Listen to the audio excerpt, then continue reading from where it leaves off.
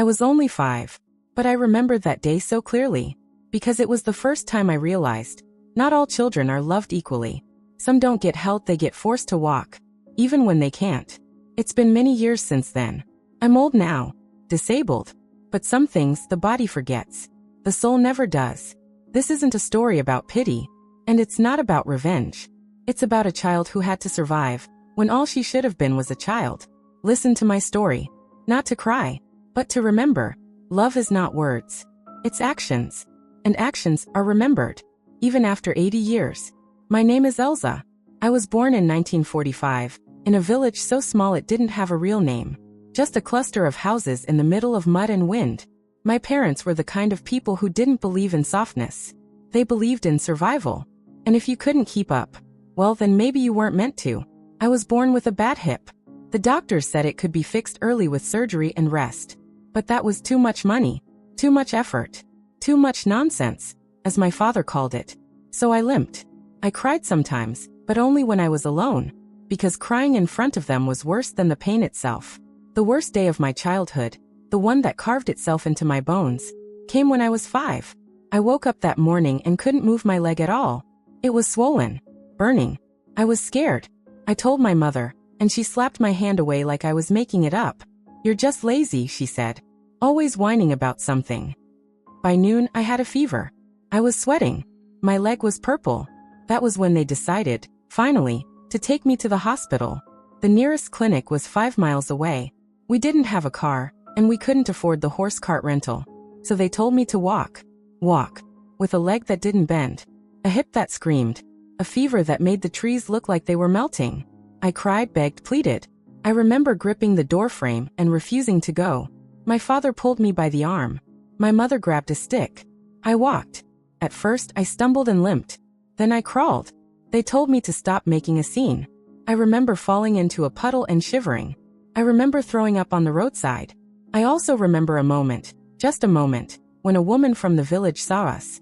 She paused, looked at me, and then looked away. That was the worst part. The looking away. By the time we reached the clinic, I was unconscious. I woke up in a hospital bed, with a nurse wiping my forehead. She was kind. She called me, little one. She cried when she saw my hip. It was infected. They said it had gone too far. Permanent damage. The doctor asked my parents why they hadn't brought me sooner. My father said, she's always pretending to be sick. The doctor didn't argue. That was common back then. Children were property. If you questioned the parents, you got in trouble. The next few weeks in the hospital were a blur. They drained the infection. They gave me crutches. I remember the taste of the medicine, bitter like moldy pennies. I remember the smell of clean sheets. It was the first time I'd ever had a bed to myself. A nurse named Alia used to sneak me pieces of sugar and whisper stories in my ear. She was only 17, barely older than a child herself, but she had a softness I'd never seen before. She didn't talk to me like I was a burden. She brushed my hair. She sang to me. I asked her once, "Are you my new mama?" She froze. I still remember the way her eyes watered. She kissed my forehead and said nothing. A week later, she was gone. Transferred, I think. Or maybe she left on purpose. I never saw her again. When my parents finally came back for me, it had been 29 days. They walked into the ward like they were doing the hospital a favor. My mother complained about the inconvenience. My father grumbled about spoiling me too much. The nurse tried to explain the severity of my condition. How I would need help walking. How one leg was now shorter than the other. Help her, my mother said. We work all day. She can help herself. We didn't go straight home. We stopped at the market first. My father bought onions and vodka. I wasn't allowed to sit. He said it was lazy. I stood with my crutches in the mud, shaking, while they haggled over potatoes. When we got home, nothing had changed. No ramp. No special chair. Nothing to make moving easier. But I had changed. I didn't cry anymore. I learned to drag myself across the wooden floor. I learned how to bathe with cold water, holding on to the rusted pipe. I learned how to cook sitting on a crate when no one was watching. And I stopped asking questions. I stopped hoping they'd carry me, or lift me, or love me. There was a tree behind our house. A crooked apple tree, half dead, covered in ants. That tree became my place. When I wanted to scream, I went there. When I wanted to disappear, I went there. Once I tried to climb it. I got one leg onto a low branch and fell hard, bruising my ribs. My mother didn't notice the marks. Or if she did, she didn't care. I started pretending the ants were my friends. I'd talk to them, tell them everything. I think that tree saved me, not because it helped me walk, but because it reminded me I was still alive. When I turned 7, I had to go to school. There was no transport, of course, and no one offered help. So I walked again. Every day, a mile each way, limping, dragging, sometimes falling. The other kids laughed. They called me cripple deer. They'd hide my crutch, throw stones. One winter, I slipped on the ice and cracked my elbow. My father said it was my own fault. That year, I learned something else. Silence was safer than truth. If I told the teacher, the beatings at home would be worse. So I said nothing. I just wrote stories on scraps of paper. Stories where girls with broken legs flew through the sky and never had to come back down. I'm telling you all this not because I want you to feel sorry for me, but because I want you to understand what survival looks like. It's not brave. It's not pretty. It's crawling on dirt roads with your bones grinding. It's biting your own arm so you don't scream. It's holding your breath when your father stumbles home drunk. But more than that, it's choosing not to become like them. That's the part I'm proud of. I'm 85 now. My hands don't work the way they used to. My spine is twisted like the roots of that old apple tree. But my mind is sharp. My memory is cruel. It remembers every moment I was left behind. And now, I finally have the chance to speak. Not for revenge. Not even for justice. But for that little girl who was told to walk when she couldn't. I walk for her now. Not with my feet. With my voice. And if you're still listening, thank you. Because that means, for the first time in my life, someone finally stopped to care. When I turned 8, I had a limp so strong it twisted my whole posture. Kids at school didn't just mock me, they mimicked me. They dragged their legs behind them in exaggerated steps, laughing until their faces turned red. The teachers never stopped them. Some even chuckled. I stopped raising my hand in class. I stopped going to recess. I sat in the corner with a book I couldn't read, just to look busy, just to disappear. One day, a boy spit on my crutch. I wiped it with my sleeve like it didn't matter. But it did. I wanted to vanish. At home, things weren't better. My mother had taken to calling me half-person. Whenever she was angry, I was the first to be hit. And when she was sad, I was the one she stared at like I was the reason God had cursed her life. My father, he drank. And when he drank, he forgot I was his daughter. Sometimes he looked at me like I was something rotten he found under a log. I learned early how to tell when the belt was coming. I watched for the twitch in his eye, for the way his fingers tapped the table. That gave me about 20 seconds to hide. But the worst beatings weren't the physical ones. They were the quiet ones. The moments I cried and nobody looked up. The dinners where they ate and didn't make me a plate. The days I stayed home sick and no one noticed. One winter, the cold froze the lock on our door. My mother sent me out the back way to fetch water from the well. It was minus 15 degrees Celsius. I had no gloves. I slipped on the ice and smashed my chin on the edge of the bucket. Blood poured into the snow, but I caught the bucket anyway. When I came back, face swollen, shivering, my mother looked at me and said, "Why do you always look for ways to suffer?" I was 8. Sometimes I'd stare at the lake behind our village. It was always quiet there. The water still. Peaceful. One afternoon, after school, I sat at the edge with my crutches beside me. I leaned forward. I imagined what it would feel like to slide in, let the weight of my coat pull me down. Not out of drama. Not even sadness. Just tiredness. But then I heard a sound, a crow, croaking from a tree nearby. I looked up, and it stared right at me. It was ugly and loud, but it was alive. I got up. There was one place that gave me peace. The church on the hill. Not because of God, though I liked the smell of the candles, but because of the choir. They practiced every Wednesday, and I'd sit on the stone steps outside, pretending to tie my boot, just to hear their voices. There was something about the harmony, the way the voices rose together, that made me feel like the world could still be beautiful, even when it was cruel. One day the choir lady, a woman with silver hair and kind hands, came outside and saw me listening. She smiled. "Do you like music?" I nodded. She said, "Then come inside." That was the first time someone invited me anywhere. I sat in the last pew. I didn't sing. I didn't even breathe loud. I just watched. She gave me a warm drink afterward and a scarf someone had knitted and left behind. It smelled like lavender. It was the only gift I ever got as a child. But not everyone in the church was kind. A man in a brown coat with sour breath told the choir lady not to encourage the cripple. "She's cursed," he whispered. "You can see it in the way her body leans. God doesn't make mistakes like that. She's proof of sin." I heard every word. I never went back. That night, I lay awake in bed, staring at the wooden ceiling. And for the first time, I wondered. Maybe I was a mistake. Maybe my body wasn't broken. Maybe I was. Maybe I deserved all of it. That thought stayed with me for years.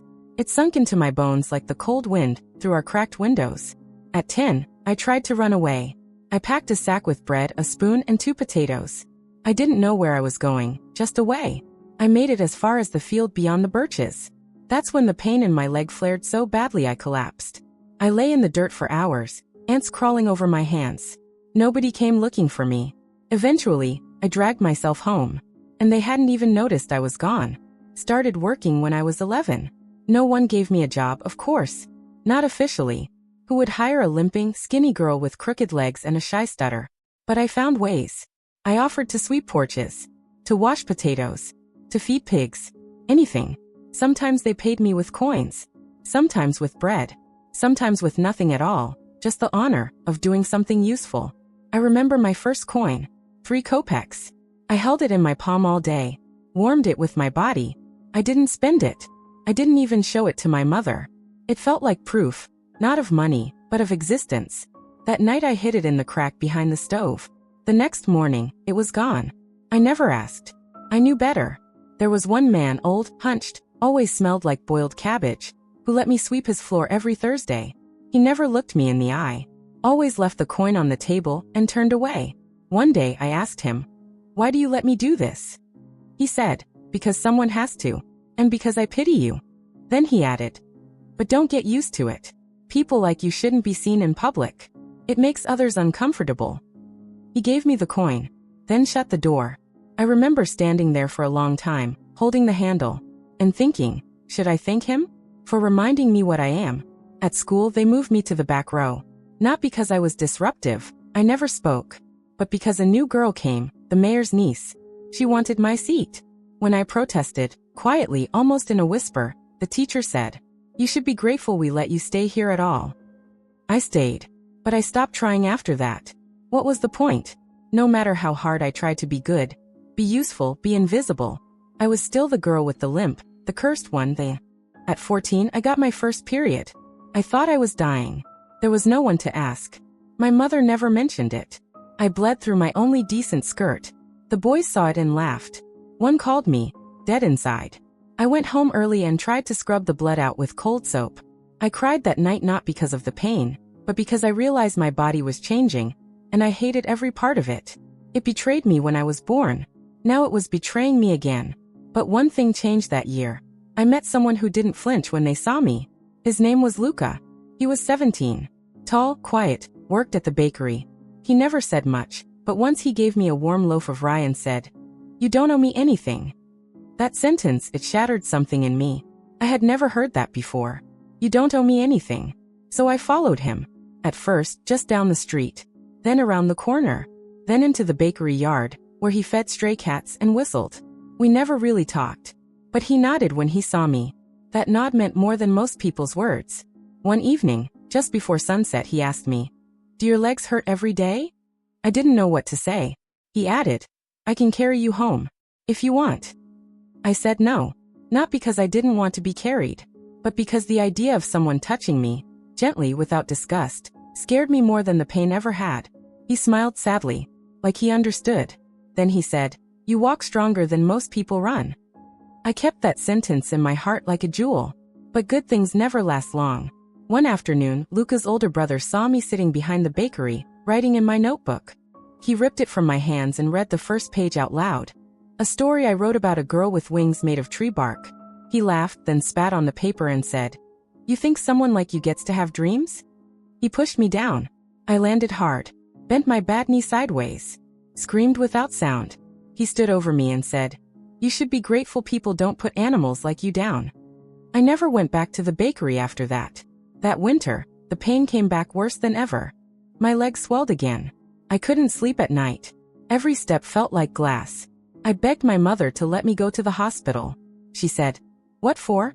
They already told us it's permanent. Do you want them to laugh at us again? I spent most of that winter in bed, staring at the ceiling. I counted the cracks in the wall. There were 42. Each one felt like a year of my life waiting to happen. Empty, cold, pointless. One night, as I lay shivering, I wrote something in the dark, using charcoal on a torn piece of sackcloth. It said, "If no one loves you, love the ants, the sky, the stones, because they never hit you back." I don't know what happened to that piece of cloth, but I still remember every word. I was 15 when I ran away for real. Not one of those childish escapes where you walk to the edge of the forest and turn back. No, this time I knew I wouldn't return. It was a night like any other. My father drunk, my mother cold. Dinner was one boiled potato. They split it between themselves. I got the peel. I lay on the floor, my bad leg aching, and I felt something inside me crack. Not a bone. Something deeper. Something final. I waited until the house fell silent. Until my father's snoring turned into deep, choking gulps, and then I stood up. I didn't pack. I had nothing to pack. I took my crutch, my charcoal pencil, and I walked. The first hour, I felt nothing. The second hour, I felt freedom. By dawn I felt pain. But pain was familiar. Pain was home. I kept walking.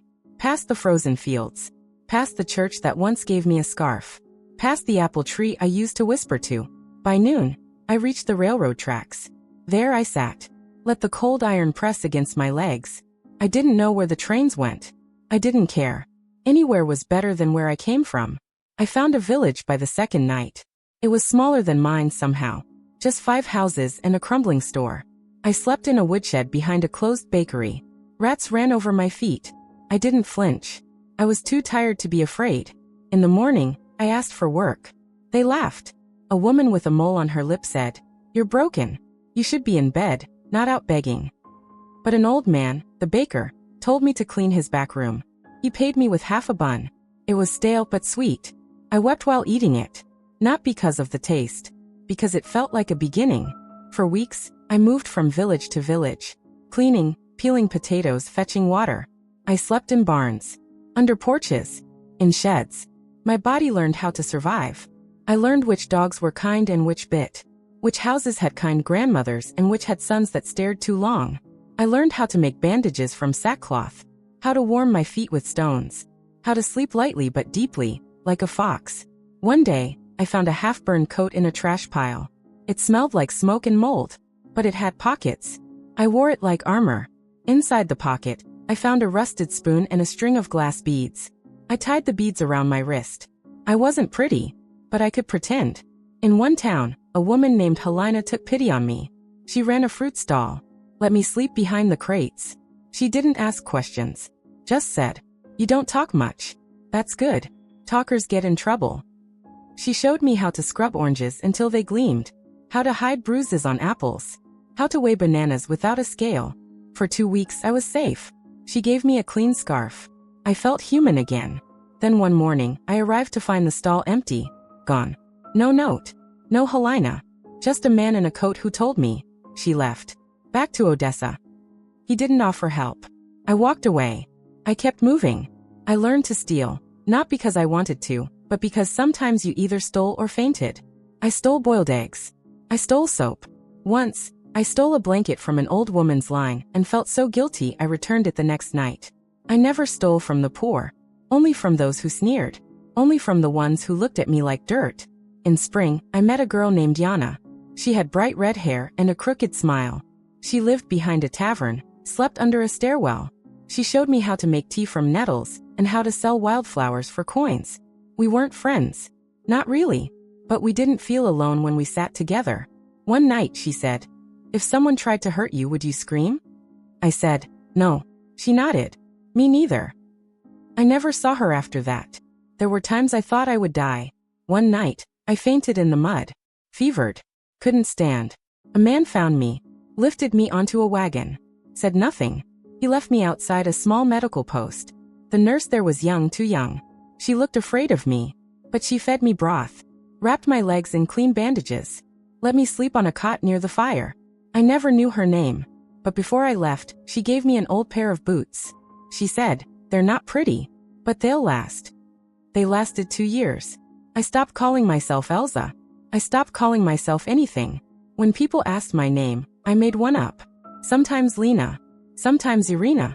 I gave a new name in every village. It was easier that way. No name meant no past. And no past meant no pain. Or so I thought. But every night, as I lay on floors or dirt or hay, I remembered the doorframe I once clung to, the puddle I collapsed in, the voice that said, "She's always pretending."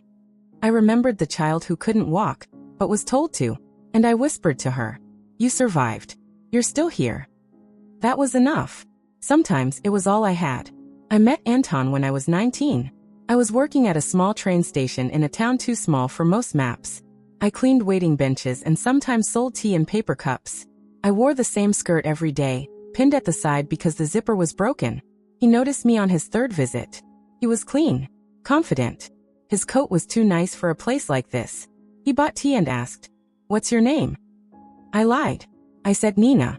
He smiled and said, "Pretty name. For a pretty girl." No one had called me that before. Not and meant it. I didn't smile back. I didn't know how. He kept coming. Every few days. Same tea. Same small talk. One morning, he brought me a small chocolate wrapped in foil. I didn't take it. He left it on the counter and said, "Don't worry. I'm not trying to buy you. Just trying to know you." The chocolate stayed on the shelf for a week before I ate it. It tasted like sugar and confusion. He told me his name was Anton, that he was a driver for a textiles company, that he traveled a lot and hated it, until he met me. He asked about my limp once. I waited for the usual pity or disgust.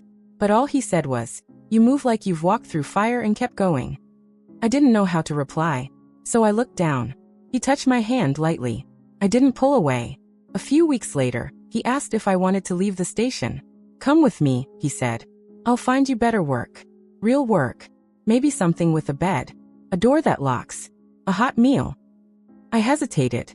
He added, "No pressure. Just a chance." And in my mind, that's what it was, a chance. Not for love. Not for fantasy. Just for a locked door. And a plate of food. So I went. We took a train 3 towns over. He held my bag. Bought me soup. Never touched me unless I let him. He found me a room in an old building, not nice but dry. There was even a light bulb that worked. He paid the first week's rent. Gave me coins. Said, "You're safe now." I wanted to believe him. I needed to believe him. The next morning, a woman knocked on my door. Tall. Painted lips. Cheap perfume that clung to the walls even after she left. "You're Anton's girl, right?" she said. "Time to earn your keep." I didn't understand at first. She dropped a dress on the bed. Red. Tight. Thin as air. I said, "No." She said, "He paid for you. Nothing's free. Not even tea." And that's when I realized what I was. Not Nina. Not pretty. Not special. Just a body. Wrapped in need. Sold for nothing. I didn't scream. I didn't cry. I folded the dress. Sat on the bed. Waited until night. Then I left. I took nothing. Not even my crutch. I dragged myself down the stairs. One hand on the rail. 1 foot at a time. By dawn, I was back on the street. The shame didn't hit me right away. It crept in days later, while I was warming my hands over a trash fire, surrounded by strangers who didn't look twice. I thought about Anton's eyes. His careful voice. His gentle hands. It was all rehearsed. He wasn't kind. He was practiced. That night, I vomited everything I had eaten. Then sat in the alley shaking. Not because of what he tried to make me do, but because for the first time in years, I had let someone in. And it almost destroyed me. For months after that, I didn't speak to anyone unless I had to. I slept in abandoned train cars. Worked when I could. A woman once tried to offer me a room for company. I spat at her feet. I wasn't angry at her. I was angry at myself. At the part of me that had believed in a man with clean shoes and soft words. But slowly, painfully, I started rebuilding. Not trust. Not dreams. Just discipline. I woke up every day. Even when I didn't want to. I ate when I found food. Washed when I found water. I learned not to expect anything. Because if no one gives you anything, no one can take it away. I found the room by accident. It was behind a warehouse, not far from the rail yard. Half the roof was gone, but the brick walls stood. Inside, the air smelled of rot old metal. And something almost sweet, like dried tea leaves. There was no door, only a curtain made of 2 stitched together bedsheets. A broken chair lay sideways in the corner. Rats scattered when I stepped in. It was perfect. Not because it was warm. Not because it was clean. But because it was mine. I cleaned the room in silence. No one helped. No one offered. I didn't expect them to. I found a broom in a dumpster. I used my scarf to scrub the floor. I patched the torn curtain with a needle I traded for a boiled egg. I found an old wooden crate and turned it into a table. I gathered broken bricks to weigh down the corners of the curtain when wind blew. The first night I slept there, the rain leaked through the hole in the roof and dripped onto my leg. I didn't mind, because for the first time, no one could drag me out. No one could say, "You're in the way." I wasn't in anyone's way anymore. I didn't call it home. Not yet. But I began to speak to it. Not aloud, not quite. But I would whisper in my head as I entered, "I'm back." And when I left, "Don't forget me." I had nothing to steal, but I feared loss anyway. Each morning, I walked to the edge of the train yard and looked for day work. I carried coal. I sorted metal scraps. I mopped floors. I said thank you, even when they paid me in bread crusts. I stored every crumb, every coin. I hid them in a rusted tin can under a loose floorboard I pried up with my bare hands. Once, I found someone had moved the can. Nothing was taken, but the fear clung to me like wet clothes. From then on, I placed nails around the board in a cross shape, my own little warning. If anyone tried again, I'd know. The winter came hard that year. My breath fogged the walls. My bones stiffened before dawn. But I made it through. I found 2 wool blankets in a churchyard. No one claimed them. I learned how to burn cardboard without choking. How to heat a tin mug over a candle. I kept my crutch beside me always. Even in sleep. Even in dreams, I was ready to run. One day, I bought a mirror. It cost 5 coins. I traded a week's worth of work. It was cracked down the middle and cloudy at the edges. But I hung it on the wall with twine and stared at my reflection for a long time. Not because I liked what I saw, but because I wanted to remember. My face had changed. Thinner. Harder. But my eyes were the same. Still searching.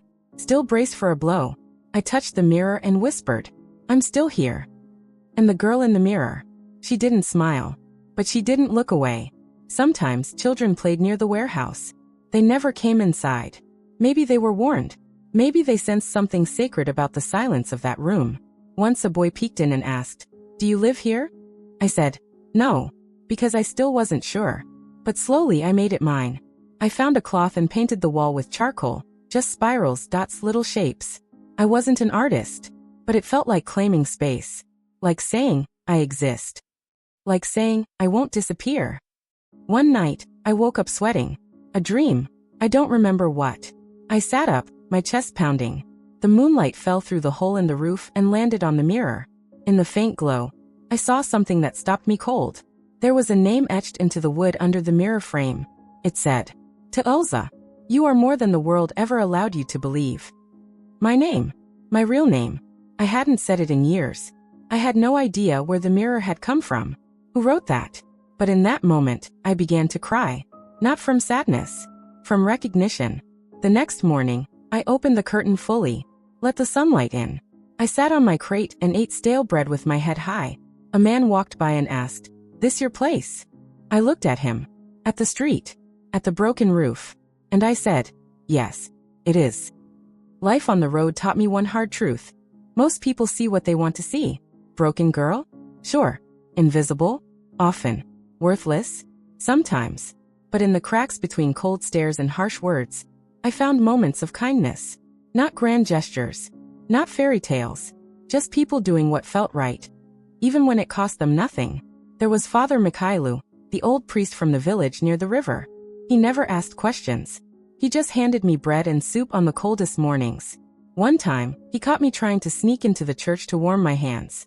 Instead of scolding me, he sat beside me and shared stories about stars and the night sky. He said, "Even the darkest nights have their lights, sweetheart."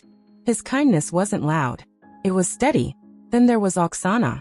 She ran a small bakery in a town with cracked sidewalks and too many pigeons. She never charged me for bread when I helped sweep the floor. Once, when I was too weak to work, she covered my chores without a word. She didn't ask who I was. She didn't want anything. She just said, "Everyone deserves a warm meal." I remember old Ivan, a man with a crooked back and a laugh that sounded like wind through trees. He taught me how to read letters and write my name properly. He gave me his worn-out spectacles and told me, "Words are weapons. Learn to use them." There was a schoolteacher, Mrs. Petrova, who gave me a tattered book of poetry. She said, "You have a fire inside. Don't let the world snuff it out." That book traveled with me for years. Sometimes strangers offered shelter for a night. Once, a woman named Katya let me sleep in her barn when a storm swallowed the sky. She didn't speak much but left a blanket by my side. Small things like that mattered. Even the children who avoided me in the streets sometimes shared a smile. It wasn't much, but it was something. I learned to hold on to those moments. To remember, not everyone is cruel.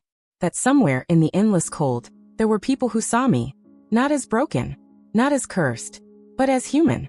Years had passed since I wandered from village to village. By then, I was no longer the scared girl hiding behind curtains. I was someone who dreamed. It started with a table. A rickety wooden table I found discarded behind a market stall. I cleaned it up and set it in the corner of the town square. At first, I sold wildflowers. Just handfuls tied with string. People laughed. Who buys flowers from a cripple? But some smiled. Some stopped. Slowly, the flowers turned into herbs. Then into jars of honey I collected from the woods. Then into small loaves of bread baked in an old oven. I learned. I saved. One day, an old man came to my stall. He was gruff but kind. He said, "Why don't you open a shop?" I laughed. Who would trust me? He smiled. "People see who you are, not what you walk with." That stuck with me. I scraped together coins. Found a small, empty room near the square. It had a cracked window and a door that didn't lock properly. But it was mine. Opening day was terrifying. I stood behind the counter, heart pounding. What if no one came? What if they laughed? But they came. Slowly at first. Neighbors. Women with baskets. Children tugging their mothers. Some curious. Some kind. I sold bread and herbs. Wildflowers and honey. Little by little, the stall became a shop. A place where people came not just for goods, but for a smile. Of course it wasn't easy. The landlord raised the rent. Some days the money didn't come. And there were those who whispered, "She can't keep this up." But I kept going. Because this was my fight. My hope. Owning something. Building something. Believing I could. The idea of owning something, anything, had always seemed like a distant, impossible dream. But when I first saw that old, broken table discarded behind the market stalls, something inside me stirred. It wasn't just a piece of wood. It was a chance. For weeks, I watched the market square from a corner, hoping to understand what people needed, what they wanted. I saw mothers buying flour, children chasing pigeons, men haggling over prices. And I saw what I could do. I gathered wildflowers. Not the fancy kind but the humble ones. Daisies, clover, nettles. I tied them with worn-out string, the only thing I had to offer. On my first day at the table, my hands trembled. I arranged the flowers as neatly as I could. I hoped someone would stop. But mostly they walked past. A man laughed loudest. Who buys flowers from a crippled girl? I wanted to vanish. But an old woman stepped forward and picked a small bouquet. She smiled at me and said, "For my granddaughter. She's sick." That moment, her smile, her kindness, gave me the courage to stay. Days passed, and the flowers slowly gave way to herbs I picked in the woods. Mint, thyme, chamomile. I learned to dry them properly, to bundle them neatly. Some days, I sold jars of honey from a beekeeper who lived just beyond the hills. He didn't ask for money at first, only a promise that I'd pay when I could. One rainy afternoon, when the market was nearly empty, an old man with a weathered face approached. "Why don't you open a shop?" he asked, I sharp yet kind. I laughed bitterly. Who would trust me? A cripple selling weeds and stale honey. He chuckled. "People see who you are, not what you walk with." Those words stayed with me. I scraped together every coin. I found a small, empty room near the square. It was damp, with cracked windows and a door that didn't lock properly. But it was mine. The first day of my shop was terrifying. I stood behind the counter, heart pounding. What if no one came? What if they laughed? But they came. Slowly. Neighbors curious to see the cripple's shop. Women with baskets looking for herbs. Children tugging their mothers toward the little window. I sold bread baked in a small oven I borrowed from a neighbor. Herbs I grew on a windowsill. Jars of honey wrapped in cloth. The shop became more than a place to buy things. It became a place where people came for a smile. Of course it wasn't easy. The landlord raised the rent without warning. Some days the money didn't come. I faced whispers. "She can't keep this up." I remember the day a group of men blocked my doorway. They said the shop wasn't for someone like me, that I should give up. I stood tall, not because I wasn't scared, but because I had no other choice. This was my fight, my hope, my small rebellion against a world that told me I was nothing. The morning after the men blocked my doorway, I woke with a heaviness I'd never known before. It wasn't just my bad leg aching. It was the weight of a world telling me I didn't belong. At first, the threats were quiet. Whispers in the market. Why does she think she can keep that place? She's just a cripple, a charity case. They smiled politely but spat behind my back. One evening, I found the lock on my door broken. Someone had tried to get inside. I didn't call the police. Who would believe a girl like me? I fixed the lock myself with a rusty screwdriver and trembling hands. Then came the rumors. Stories that I was stealing from customers. That my herbs were poisonous. That my bread was stale and moldy. It hurt more than the broken lock. Because those lies came from people I'd smiled at. People I'd trusted. But I refused to be invisible. I refused to disappear. I hung signs. Fresh herbs. Honest bread. I invited neighbors to come inside. I stayed open late, cleaning, fixing, preparing. One night, a young woman came by. Her eyes were sharp, but there was kindness. She said, "I heard about the rumors. Don't listen." Her name was Marina. She started buying my herbs every week. She told others to come. Slowly, the tide began to turn. More people came. More smiles. More hope. But the fight wasn't over. One day, the landlord threatened to evict me. "The rent is too low. You need to pay more. Or leave." I counted my coins. I couldn't pay more. I begged. I offered to clean the building. To fix the broken window. Anything. The landlord grunted and agreed to keep me, but only for another month. That month was the hardest. Every day, I wondered if I'd lose everything. But I fought. I cleaned until my fingers bled. I baked bread until the oven almost broke. I smiled even when I wanted to cry, because giving up meant going back. Back to nowhere. Back to being nothing. It was late autumn, and the days were growing short and cold. I was stacking jars of honey in the shop when the bell above the door jingled. He walked in tall, with a kind face and eyes that seemed to understand without words. His name was Petro. He didn't just come as a customer. He came as a lifeline. At first, he helped with small things, fixing the broken window, carrying heavy crates, talking to the landlord when the rent went up. I was wary. I had learned not to trust easily. But Petro was different. He listened. He didn't judge. He saw me, the real me. We worked side by side. He taught me how to manage accounts, negotiate better deals for supplies, and plan ahead. I taught him how to bake the bread that kept customers coming back. Together, we grew the shop into a bustling little business. We faced hardships, but never alone. When I faltered, he stood firm. When he doubted, I reminded him why we started. Eventually, the little shop became more than a shop. It became a home. A promise. Years passed.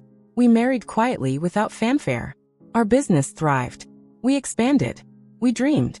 Looking back, I realize how much strength came from that simple partnership.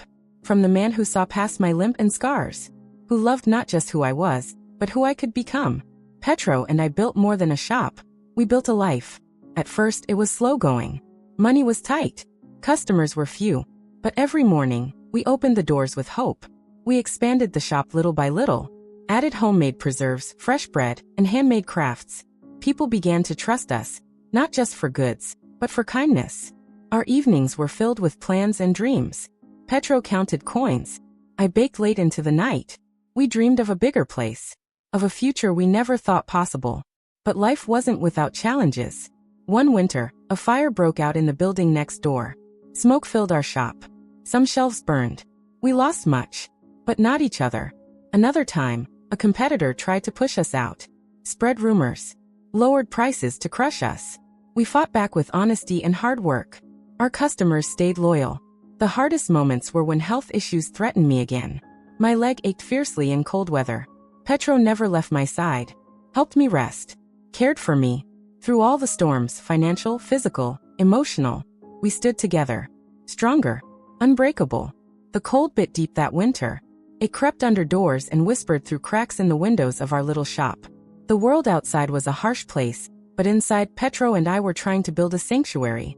We started small. Our shelves were uneven, sometimes dusty, but full of things we'd gathered and made with our own hands. The scent of fresh bread mingled with the sharp fragrance of dried herbs, and the sweetness of honey jars lined in a row. Each morning, we unlocked the door and hoped someone would come. Petro was always the first to arrive, sweeping the floor and lighting the oil lamp. I'd follow soon after, carrying fresh bread still warm from the oven. The market square around us was noisy and bustling, but our shop was a quiet corner where time seemed to slow. Our customers were few at first. Some looked at me with pity, others with curiosity. The same questions repeated. How do you manage? Why do you keep going? I never had a good answer, except one. Because I have to. Days turned into weeks, weeks into months. We began to add new things. Homemade preserves in glass jars, colorful knitted mittens made by an old neighbor, fresh eggs from a nearby farm. Every item was small, but each was a seed planted toward something greater. Petro learned to charm the customers with his easy smile and honest talk. I learned to keep the books and manage the coins with care. Together, we dreamed of a bigger place, a real store with walls that didn't leak and a stove that didn't cough smoke. One bitter morning, disaster struck. Flames erupted in the building next to ours. Smoke poured in through our cracked windows. I could feel the heat on my face as we scrambled to save what we could. Some shelves were scorched. Some jars shattered. I stood shaking, tears mixing with soot on my cheeks. Petro held my hand and said quietly, "We'll fix it. We always do." The recovery was hard.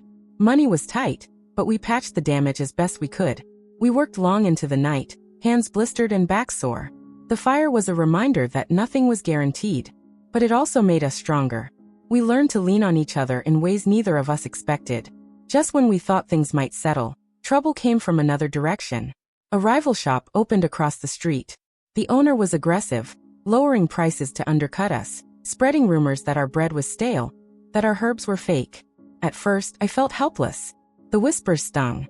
But Petro's voice was steady. "We don't cheat. We don't lie. We work hard. Let's show them who we are." We doubled down on honesty. We invited customers to watch us bake. We shared stories of how the herbs were gathered and the honey was harvested. We stayed open longer, greeted every visitor with a smile. Slowly, the tide turned. Neighbors came back. Old customers returned. And some new faces appeared, curious and warm. But the hardest challenge wasn't the competition or the fire. It was my body. The cold weather made my leg ache in ways I'd never felt before. Some mornings, I could barely stand. Petro never left my side. He helped me dress, carried supplies, reminded me to rest. Once, when the pain was too much, he sat with me for hours, holding my hand in silence. I hated feeling weak, but his strength gave me courage. We were partners, not just in business but in life. Through all the storms, financial, physical, emotional, we stood together. Sometimes, when the shop was quiet, we'd sit side by side, hands entwined, and dream of the future. A future where nothing could break us. After years of building our life, the shop, and our dreams, the most unexpected blessing came quietly: a child. I was nearly 40 when I first held little Anna in my arms. Her small fingers curled around mine, her eyes wide with trust and wonder. For the first time in a long time, my heart felt full. Motherhood was not easy for me. My body bore scars from the past, and the years of hardship weighed heavily.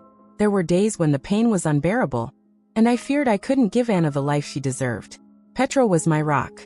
He never complained, only held me through the nights when doubt and pain clouded my mind. He became a father in every sense. We watched Anna grow, her first smile, her first steps, her first words. Each moment was a treasure. But with joy came fear. The world had been cruel to me, and I wanted to protect my daughter from the same. I worried about the hardships she might face, the cruelty of others, the coldness of strangers. We taught Anna to be strong, kind, and brave. We told her stories of survival, hope, and love. Later, we were blessed with another child, a boy, Ivan. He was quiet, thoughtful, with a gentle heart.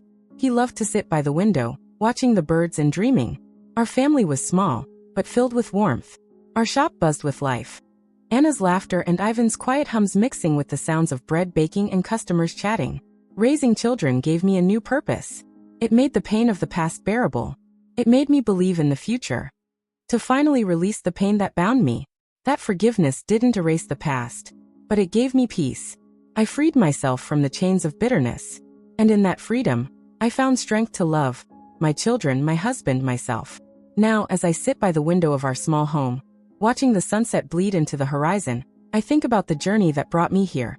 The years of pain and struggle, the moments of joy and love. They are threads woven tightly into the fabric of my soul. I have learned that life is not about perfection. It is about resilience. About standing up when the world tries to push you down. About finding light in the darkest places. I have learned to forgive, not just others but myself. To let go of bitterness. To open my heart to love and hope. My children are my legacy. Their laughter fills the rooms I once thought would be silent forever. Their dreams are my dreams now. To those who will come after me, I want to say this. Life will hurt. It will test you. It will sometimes break you. But never forget, you are stronger than you know. Hold on to love. Cherish kindness. Fight for your dreams. Because love is not just a word. It is the actions we take. The hands we hold. The hope we give. And even after all these years, I remember the little girl who walked alone to the hospital. She is still inside me. Strong. Brave. Unbroken. For decades, I kept a secret. One so deep that even I barely understood it. A secret about my past. About my parents. About the night I walked alone to the hospital. You see, that night wasn't just neglect. It was something darker.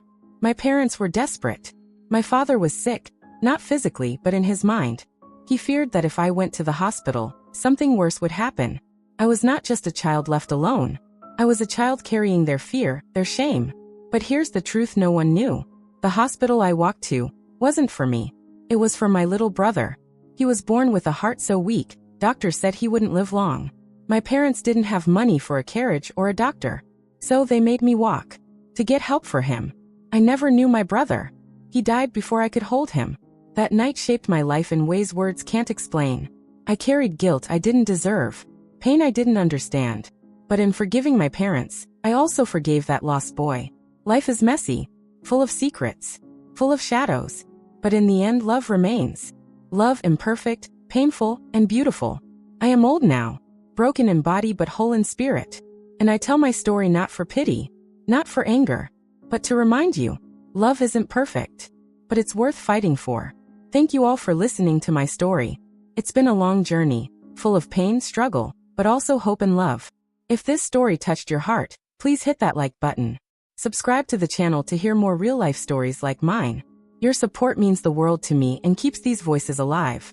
And if you've ever faced hardship or found strength in unexpected places, share your story in the comments below. Let's remind each other. No matter how dark life gets, we're never truly alone. Remember, love isn't just a word, it's the actions we take every day. Thank you for being here.